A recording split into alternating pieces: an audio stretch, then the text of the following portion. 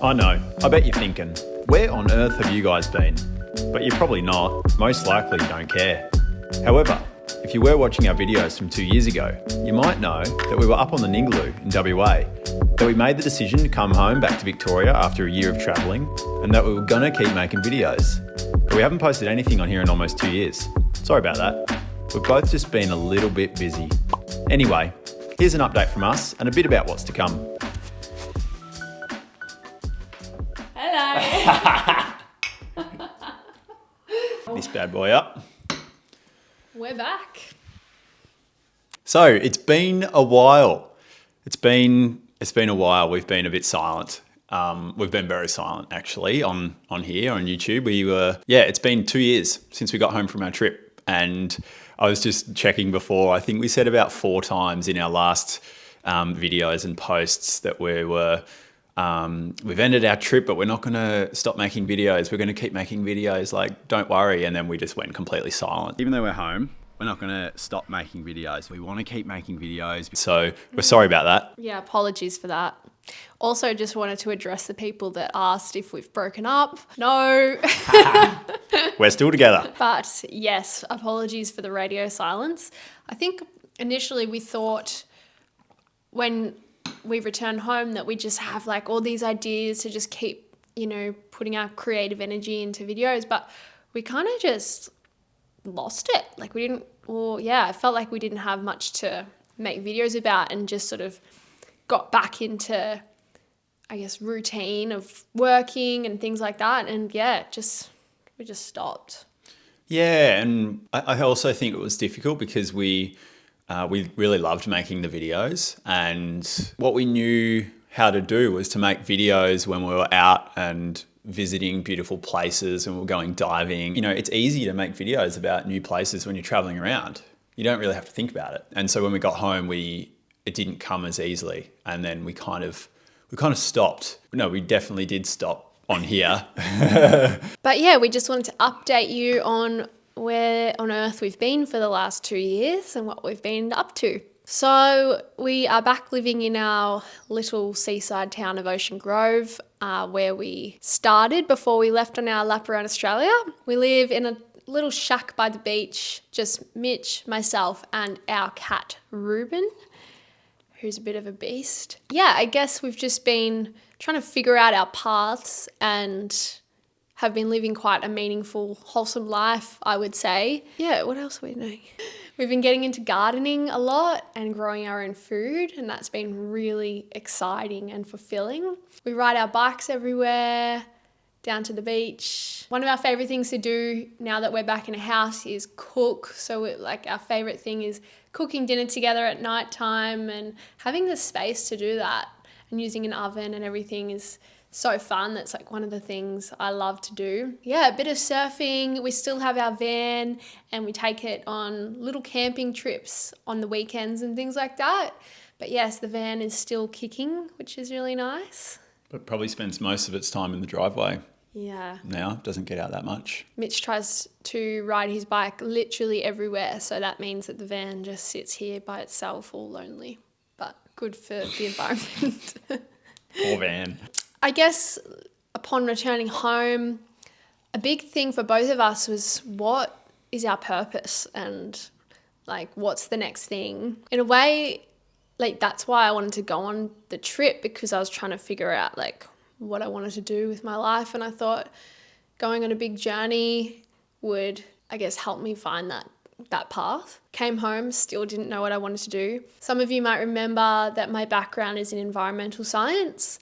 And I guess I kind of realised that although I love nature and the ocean and doing everything to protect it, I'm finding that I'm more interested and passionate about other things to try and pursue, and grappling with the fact that I've just done this 4-year degree and I don't think I want to use it was a really hard pill to swallow. And yeah, I guess a lot of internal battling of what are people going to think?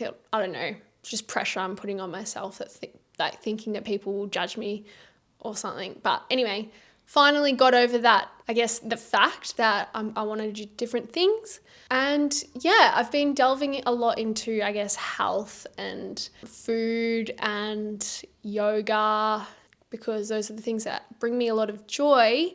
I went over to Indonesia and did my yoga teacher training, which was like the best thing I've ever done. It was absolutely incredible. Yeah, I guess to just delve into the world of yoga, become more connected to myself, to my practice. And so I guess I'm starting that new path now and seeing where that goes, which is really exciting.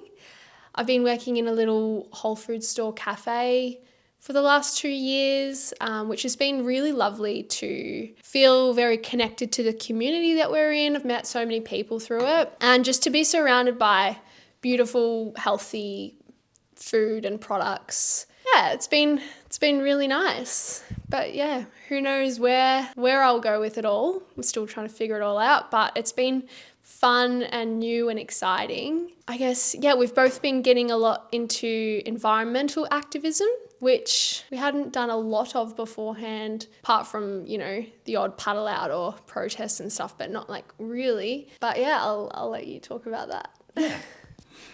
Yeah, I think when we got home from our trip 2 years ago, I was feeling pretty quickly starting to feel a bit lost, and wondering what to do moving forward and what to do with my time.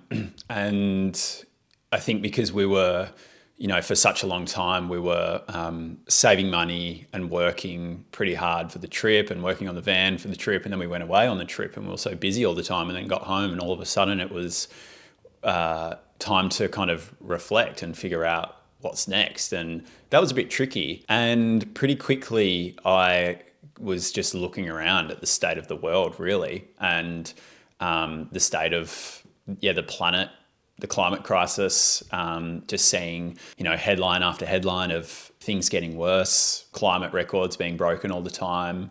And I was feeling a bit hopeless. And then I kind of realized, like, well, we can change this and we need to change this. So the changes that we need to see to make this better aren't happening. And so pretty quickly I got involved in local and environmental activism to try and do my bit. And we both got a bit involved. And that has, changed my life over the last couple of years. That has really, I guess, given me the biggest sense of purpose that I've ever felt. It's been, I guess, so fulfilling, but definitely very hard. Yeah, so much has happened in the last couple of years, but keeping it short and condensing it, some of the biggest things since then that we've sort of been involved with is there's been some massive offshore gas exploration projects that have been proposed out off the coastline here in Victoria.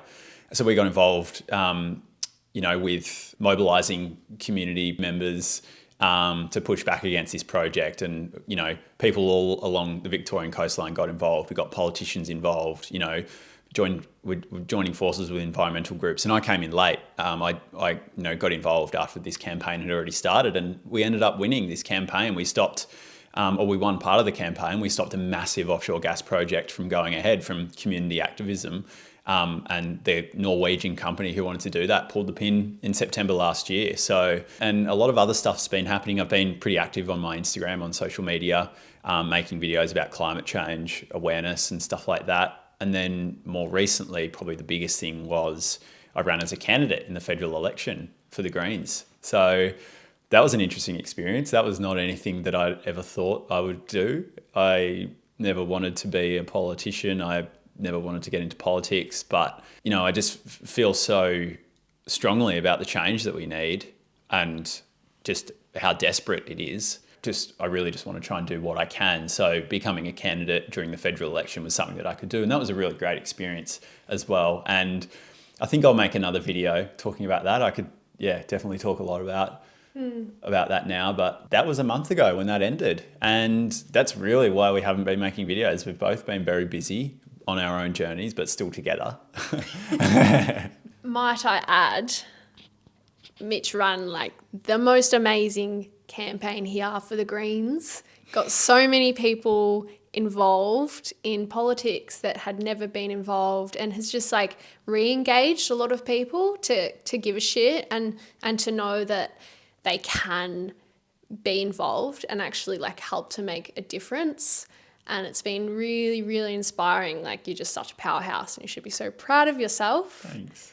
We also went down to Tasmania because we were about to buy a sailboat. Yeah. A lot has happened. Yeah, a lot has happened. Yeah. Yeah, we nearly bought a boat. Yeah. Yeah, and then we didn't. We didn't in the end. But there was that. Yeah, I think over the last couple of years on this journey of, I really found that this is what I want to do in terms of trying to do my part on, climate and social justice. And yeah, as I said, I've been making videos over on Instagram. And I've thought a lot over the last 2 years about making videos on YouTube again on this channel. But I haven't. Yeah. And then through the election, or before the election, actually, I should talk about, which is something we forgot to mention. Oh, what's that? The blockade. So, Yeah. so late last year, we joined an amazing event. It's not an event. It was basically 7,000 people came together in Newcastle, Australia for what was called the People's Blockade of the world's largest coal port. And it was amazing. And we were there. We've got a video about it, basically, and we're going to post the video soon so you can watch it. The police have started making arrests. But we were there because, as I said, the climate crisis is getting worse, but fossil fuels are still being invested in and expanded at record rates, and we're not seeing the changes that the science and the leading bodies tell us we need.